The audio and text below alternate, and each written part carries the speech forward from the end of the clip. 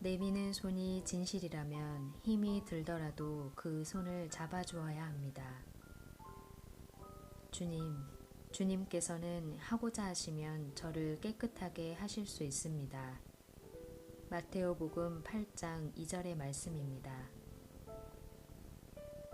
한 샘병 환자가 예수님께 다가와서 자신의 병을 치유해 달라며 한 말입니다. 지금으로부터 10년 전 제가 일본에 와서 첫 주임 신부로 있던 본당은 반경이 짧게는 20km에서 길게는 60km가 되는 넓은 지역을 관할로 가지고 있었습니다. 그 끝으로 쿠사츠라는 일본 3대 유황 온천이 있는데 그 한 구석에 한센병으로 살아가고 있는 이들의 마을이 있습니다. 그곳 신자 가족들과 3년간 함께하면서 느낀 바는 지금도 제 삶에 영향을 미치고 있습니다. 당시 그 마을을 다녀와서 적어 놓았던 글이 있어 소개해 봅니다. 자타 모두가 천형이라고 생각하며 가족을 비롯한 모든 이들로부터 버려진 삶을 살다가 사라진 이들. 그들이 겪었어야 할 고통과 두려움, 그리고 외로움을 감히 헤아려 봅니다. 지금 이 순간에도 우리의 치졸한 이기심이 누군가를 절망감이라는 세계로 밀어내고 소외시키고 있지는 않는지 돌이켜 볼 일입니다. 오늘은 내가 머물고 있는 성당으로부터 자동차로 2시간 정도 떨어진 쿠사츠라는 곳으로 미사를 가는 날이다. 보통 아침에 떠나면 밤이 되어야 돌아올 수 있는 곳이다. 며칠 전에 분화가 일어났던 아사마야마가 한눈에 보이는 곳이기도 하다. 아직도 정상에서는 하얀 연기를 내뿜고 있는 모습이 눈에 들어온다. 오래전부터 유황 온천으로 유명해서 토요토미 히데요시도 먼 길을 마다 않고 한 달 이상 가마를 타고 와서 온천욕을 즐겼다는 이야기가 전해지는 일본의 3대 온천 중에 하나이다. 이곳 온천이 한센병에도 효험이 있다는 설이 있어 약 100여 년 전에 정부가 온천가에서 좀 떨어진 곳에 나환자 집단 수용시설을 만들어 놓았고 오늘에 이르고 있다. 경제적으로 어느 정도의 선상에 오른 나라들이 그렇듯이 새롭게 한센병에 걸리는 이들은 이곳에도 없다. 대부분의 한센병 환자들은 이미 세상을 떠났고 거의 비어있는 집들만 우중충하게 남아있다. 당시의 모자라는 의학적 수준 때문에 정책적으로 이들 모두는 불임 수술을 받았기에 자식들도 없다. 이곳에 아주 작은 성당이 하나 있다.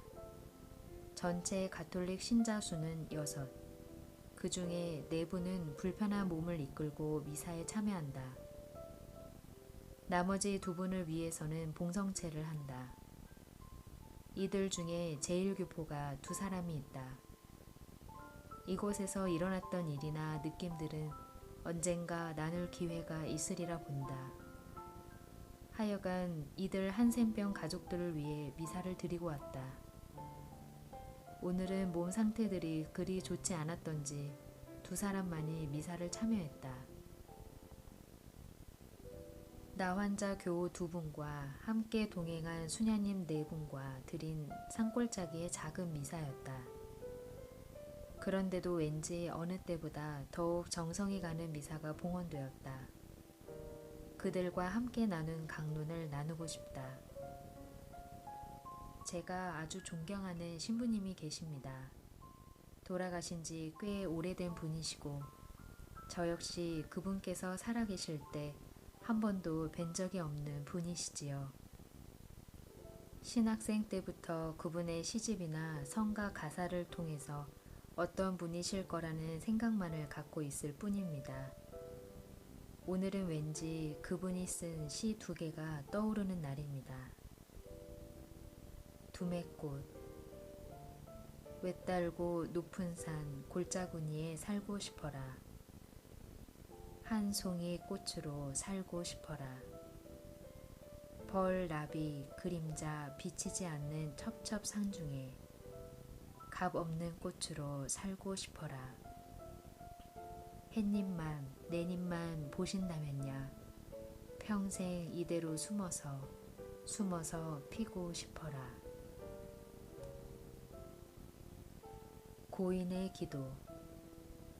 주여, 오늘 나의 길에서 험한 산이 옮겨지기를 기도하지 않습니다.